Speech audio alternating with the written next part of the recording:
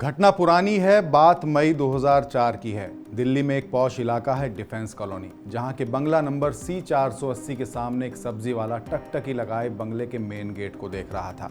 इस बंगले का मालिक रोजाना एक तय वक्त पर घूमने निकलता था, लेकिन उस रोज जब बहुत देर तक बंगले से कोई नहीं निकला तो वही सब्जी वाला गेट पर तैनात सिक्योरिटी गार्ड से घर के मालिक के विषय में पूछता है, तो जवाब मिलता है घर के मालिक परिवार के साथ घूमने गए हैं।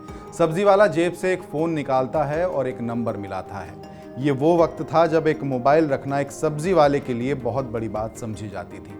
बंगले की सुरक्षा में तैनात सिक्योरिटी गार्ड को कुछ समझ में आता उससे पहले ही एक गाड़ी बंगले के गेट पर पहुंचती है और गाड़ी से उतरकर 6 से 7 लोग सीधे बंगले के अंदर दाखिल हो जाते हैं। ये लोग भारत की खुफिया एजेंसी रॉ के अफसर थे और इस घर का मालिक उनका ही एक अपना साथी था। और ये कोई आम रॉ का एजेंट नहीं, बल्कि रॉ में जॉइंट सेक्रेटरी लेवल का अफसर था, जो अचानक गायब हो चुका था। जबरदस्त छानबीन के बाद भी पहले तो कई दिनों तक इस अफसर का कोई पता नहीं चलता है, और जब पता चलता है तो रॉ के अधिकारियों के होश फाख्ता हो गए। पता चलता है कि रॉ का एक जॉइंट सेक्रेटरी पिछले कई सालों से भारत के सीक्रेट डॉक्यूमेंट्स अमेरिकी खुफिया एजेंसी CIA को बेच रहा था। कौन था ये अफसर और कैसे वो CIA के लिए काम करने लगा और आखिर देश छोड़कर कैसे निकल गया, चलिए अब आपको विस्तार से बताने की कोशिश करते हैं। तो इस कहानी की शुरुआत होती है एक नाम से, और ये नाम है रविंदर सिंह। जी हाँ, बिल्कुल ठीक सुना आपने। ये रविंदर सिंह किसी ज़माने में आर्मी में मेजर हुआ करता था, लेकिन 1986 में उसे पहली बार रॉ में काम करने का अवसर मिला। उस समय रॉ ने एक स्पेशल ऑपरेशन के लिए डेपुटेशन पर आर्मी से कुछ अफसरों को अपने यहाँ लिया था, जिसमें रविंदर सिंह को भी मौका मिला। लेकिन रॉ में काम करते हुए उसने कुछ ऐसी सेटिंग बैठाई कि वो रॉ का ही होकर रह गया और आर्मी से उसने रिटायरमेंट ले लिया। इसके साथ ही कुछ सालों में तरक्की करते हुए रविंदर सिंह जॉइंट सेक्रेटरी के लेवल तक भी पहुंच गया। हालांकि आर्मी और रॉ दोनों ही जगह उसके साथी उसे एक औसत अफसर मानते थे। उसका कोई काम ऐसा नहीं था जो उसे खास बनाए, लेकिन एक काम में उसका कोई तोड़ नहीं था, और वो काम था अपने साथियों को पार्टी देना। वो अक्सर अपने साथियों और जूनियर्स को दावतों पर ले जाता, महंगी जगहों पर महंगी शराब पिलाना और खूब गप्पे लड़ाना उसका खास टैलेंट था। मेहमान नवाजी और अय्याशी का ये दौर कई सालों तक चला, लेकिन फिर एक सुबह रविंदर के ही एक जूनियर अफसर ने अपने सुप्रीम बॉस से रविंदर की शिकायत कर दी। शिकायत करते हुए उसने बताया कि शराब पिलाने के बहाने रविंदर उससे ऐसे ऑपरेशंस के बारे में पूछ रहा था जिससे उसका कोई लेना देना नहीं था। ये बात रॉ के प्रोटोकॉल्स के खिलाफ थी, क्योंकि रॉ में हर अफसर या एजेंट को महज उतनी ही जानकारी मिलती थी जितनी उनके काम की हो। ये घटना जून 2003 के आसपास की है। इस दिन के बाद से रॉ की counter intelligence and security division यानी CIS ने रविंदर पर सर्विलांस करना शुरू कर दिया। आपको ये जानना चाहिए कि CIS रॉ की वही डिवीजन है जिसने 1977 में कटे हुए बालों से पाकिस्तान के न्यूक्लियर प्रोग्राम का पता लगाया था। अब CIS की पैनी नज़र रविंदर पर थी, और बाकायदा सब्जी वाले के रूप में एक अंडरकवर एजेंट भी उसके घर के आगे तैनात कर दिया गया। अब रॉ को यह हमेशा पता रहता कि वो किस किस से मिलता है, कहाँ जाता है, कितने बजे जाता है, लेकिन इस पूरी कवायद का रिजल्ट क्या निकला? जवाब है, कुछ खास नहीं पता चला। रविंदर का लोगों से मिलना, उनकी दावतें करना, ये सब कुछ जारी रहा, लेकिन इस दौरान उसकी कोई भी हरकत ऐसी नहीं थी जो उस पर शक के दायरे को बढ़ाती हो। खैर, समय बीतता रहा और ऐसे ही साल 2003 ने दस्तक दे दी। अब रविंदर के व्यवहार में एक पैटर्न लगातार देखने को मिलने लगा। रॉ के दफ्तर में शाम होते होते रविंदर खूब सारे डॉक्यूमेंट्स फोटोकॉपी करता और उन्हें अपने साथ घर ले जाता। अब उसकी इसी हरकत ने CIS का शक बढ़ाया कि हो ना हो ये डॉक्यूमेंट्स वो किसी तक पहुंचा रहा है। रविंदर पर रखी जा रही नज़र और पैनी हो गई। उसके ऑफिस, घर और जहां वो सबसे ज़्यादा समय बिताता था, सब जगह को कैमरे से और ऑडियो डिवाइस से बक कर दिया गया। उसका फ़ोन टैप किया जाने लगा, लेकिन फिर वही हुआ, खोदा पहाड़ निकली चूहिया। रविंदर की रोज़मर्रा की ज़िंदगी में कोई बदलाव नहीं था। ना तो वो किसी संदिग्ध से मिलने जाता और ना ही उसकी किसी ऐसे व्यक्ति से बात होती जिस पर संदेह किया जा सके। CIS के अधिकारी अब परेशान होने लगे थे। हालांकि खुफिया दस्तावेज घर ले जाने के जुर्म में उसे डायरेक्ट पूछताछ की जा सकती थी, लेकिन वो ऐसा करने से बच रहे थे, क्योंकि वो शायद रविंदर को रंगे हाथ पकड़ना चाहते थे और ये जानना चाहते थे कि आखिर वो सारे दस्तावेज किसे दे रहा है, वो लोग कौन हैं और आखिर वो जरिया क्या है जिससे रविंदर ये सारे दस्तावेज उन तक पहुंचाता है। रविंदर को अभी तक इस बात की कोई भनक नहीं थी कि वो अंडर सर्विलांस है, इसलिए CIS की उस पर निगरानी यूं ही जारी रही। साल 2003 अब खत्म हो चुका था। ये बात अप्रैल 2004 की है। रविंदर ने अपने दफ्तर में छुट्टी के लिए एक अर्जी लगाई। उसके बॉस ने छुट्टी की वजह उससे पूछी तो उसने बताया कि उसे एक फैमिली फंक्शन में शामिल होने के लिए अमेरिका जाना है। आपको ये ज़रूर जानना चाहिए कि रविंदर साल में एक बार अमेरिका ज़रूर जाता था, क्योंकि उसके भाई बहन वहीं रहते थे और रविंदर का बेटा और बेटी भी उसकी बहन के पास अमेरिका ही रहते थे। यही वजह थी रविंदर की पत्नी और माँ हर 6 महीने में अमेरिका ज़रूर जाती थी। इसलिए शायद रविंदर ने सोचा होगा कि हर बार की तरह इस बार भी उसे अमेरिका जाने की परमिशन आसानी से मिल जाएगी। लेकिन इस बार मामला कुछ और था। इस बार रविंदर की अमेरिका जाने की अर्जी को नामंजूर कर दिया गया। अप्रैल 2004 के इसी महीने में एक और घटना हुई। बात 19 अप्रैल 2004 की है। उस शाम दिल्ली के रॉ के दफ्तर से बाहर निकलने वाले हर व्यक्ति की तलाशी ली जाने लगी। सबका ब्रीफकेस और बैग गंभीरता से जांचा जाने लगा। रविंदर के बैग को भी खोलकर देखा गया।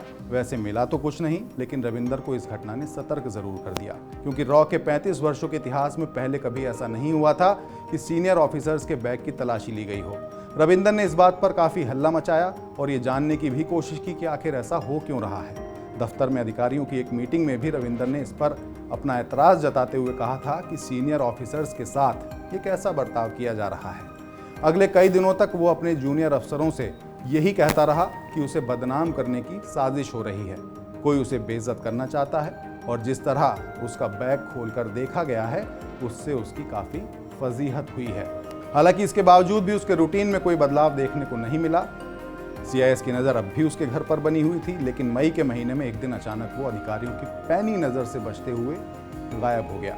4 मई की रोज़ उसके घर के बाहर सब्जी वाले के भेष में तैनात अंडरकवर एजेंट को जब पता चला कि रविंदर घर पर नहीं है, तो ये सुनकर एजेंसी के होश फाख्ता हो गए।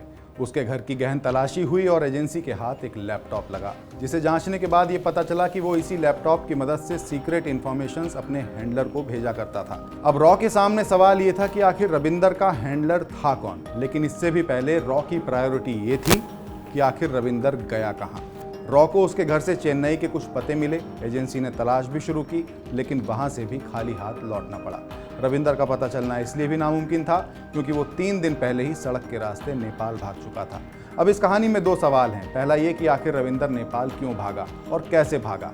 इसका जवाब है 1 मई से लेकर 4 मई तक छुट्टियां थी और इन्हीं छुट्टियों में रविंदर ने अपनी पत्नी के साथ मिलकर रातों रात भागने की प्लानिंग की और पहुंच गया नेपाल। अब यहाँ से इस कहानी में एंट्री होती है उस शख्स की जो रविंदर को अपनी उंगलियों पर नचा रहा था। ये शख्स कोई और नहीं बल्कि अमेरिकी खुफिया एजेंसी CIA का नेपाल स्टेशन चीफ था। आपको शायद हम पहले बताना भूल गए कि रविंदर हर 6 महीने में नेपाल का भी एक चक्कर जरूर लगाता था। खैर, अब जैसे ही CIA के नेपाल चीफ को अपने गुर्गे की पोल खुल जाने की खबर मिली, उसने रातों रात उसे नेपाल बुला लिया। इस कहानी में आगे क्या हुआ ये भी बताएंगे, लेकिन उससे पहले ये जान लीजिए कि आखिर रविंदर CIA के संपर्क में आया कैसे। वैसे रविंदर CIA के लिए भारत से गद्दारी करनी कब से शुरू कर चुका था, इसकी एकदम सही जानकारी तो किसी के पास नहीं है, सिवाय CIA के। इस बात का जवाब कोई नहीं दे सकता। कहते हैं कि 90 के दशक में रविंदर को CIA ने अपने जाल में फंसाया होगा, क्योंकि वो दौर था जब रविंदर रॉ के एक मिशन के तहत हॉलैंड में भारतीय दूतावास में काउंसलर के पद पर काम करता था। रॉ के चीफ रहे AS दुलत ने एक किताब लिखी है जिसका नाम है कश्मीर द वाजपेयी ईयर्स। इस किताब के मुताबिक हॉलैंड के जासूसी सर्कल में रविंदर की इमेज एक निकम्मे, शराबी और लड़कीबाज अय्याश टाइप के आदमी की बनी हुई थी। 1992 में नैरोबी में एक पोस्टिंग के दौरान उसे हार्ट अटैक आया था। जिस समय ये घटना हुई थी उस समय उसके पास ज़्यादा पैसे नहीं थे, क्योंकि वो एक ऐसे भेष में था जहां खुद को अमीर नहीं दिखाया जा सकता था। लेकिन फिर भी उसका इलाज वियना के एक बड़े अस्पताल में हुआ था, जिससे साफ जाहिर था कि उसे कहीं से मदद मिलती थी। इसलिए ऐसा माना जाता है कि 1992 से लेकर 1998 तक वो बाहर के देशों में रहकर भी CIA के लिए काम करता था। हालांकि इस दौरान उसने कोई बड़ा कांड तो नहीं किया, लेकिन CIA के लिए उसने अपनी कीमत 1998 के बाद बढ़ाई, क्योंकि इस साल भारत ने परमाणु परीक्षण कर अपनी ताकत को बढ़ा लिया था और अमेरिका हाथ मलता रह गया था। ये बात अमेरिका के लिए बहुत बड़ा धक्का थी, क्योंकि इतने बड़े देश जिसने अपनी सारी ताकत भारत के परमाणु परीक्षण को रोकने के लिए झोंक दी थी, नासा से लेकर अमेरिका का पूरा जासूसी तंत्र फेल हो गया था। इसलिए 1998 के बाद CIA को भारत में रविंदर जैसे गुर्गे की ज़रूरत थी। बस तभी से रविंदर ने उन्हें गुप्त दस्तावेज भेजने शुरू कर दिए। रविंदर इस बीच कभी CIA के हैंडलर से नहीं मिला, हमेशा अपने लैपटॉप से ही खुफिया जानकारी शेयर किया करता था। शायद इसी वजह से इतने सालों तक वो किसी की नज़र में नहीं आया। नेपाल पहुंचने के बाद CIA ने रविंदर और उसकी पत्नी के फर्जी पासपोर्ट बनवाए। दोनों को राजपाल प्रसाद शर्मा और दीपा कुमार शर्मा के नाम से नई पहचान दी गई और फिर एक प्लेन में बिठाकर अमेरिका भेज दिया गया। भारत में जब रविंदर के भागने की खबर हाथ लगी, एजेंसियों में हड़कंप मच गया। जब ये बात साफ हुई कि वो CIA के लिए काम करता था, रॉ के चीफ CD सहाय ने दिल्ली में CIA के स्टेशन चीफ को बुलाया और उनसे इस मामले में सफाई मांगी। उन्हें रविंदर के पासपोर्ट की फोटोकॉपी भी दिखाई गई, लेकिन CIA स्टेशन चीफ ने उसे पहचानने से साफ इनकार कर दिया। उनके अनुसार CIA का कोई जासूस भारत में एक्टिवेट नहीं था। बहरहाल CIA का तो कुछ बिगाड़ा नहीं जा सकता था, इसलिए जानने की कोशिश शुरू हुई कि रविंदर ने कौन कौन सी जानकारियां लीक की हैं। जांच में सामने आया कि उसने अपने हैंडलर को 600 से ज़्यादा ईमेल भेजे थे, जिनमें 20,000 से ज़्यादा डॉक्यूमेंट्स की फोटोकॉपी थी। ये बड़ा झटका था, लेकिन अब कुछ किया नहीं जा सकता था। उधर रविंदर अमेरिका पहुंच चुका था। वहां उसने अपने रिश्तेदारों को बताया कि उसकी जान को खतरा है। इसी बीच उसने अमेरिका में असाइलम लेने की भी कोशिश शुरू कर दी, लेकिन अमेरिकी कोर्ट ने उसकी दलील नामंजूर कर दी। CIA से भी उसे कोई मदद नहीं मिली, क्योंकि उनके लिए अब वो खोटा सिक्का बन चुका था, जो उनके लिए किसी काम का नहीं था। इस तरह कभी खुद को दिल्ली का सबसे रईस सिविल अधिकारी बुलाने वाला रविंदर धीरे धीरे मुफलिसी की हालत में पहुंच गया। उसे लेकर आखिरी खबर 2016 में आई थी, जब एक सीक्रेट केबल से रॉ को पता चला था कि एक सड़क दुर्घटना में उसकी मौत हो गई है और रविंदर की कहानी का दी एंड हो गया।